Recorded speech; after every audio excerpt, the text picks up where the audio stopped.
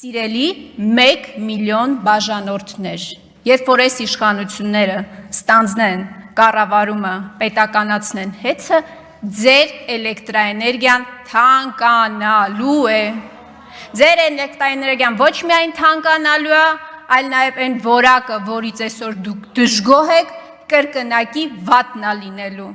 Բերեք ինձ մեկ օրինակ, որ մի բանի կառավարում ստանձնել եք և չեք տապալել, չկա այդպիսի օրինակ։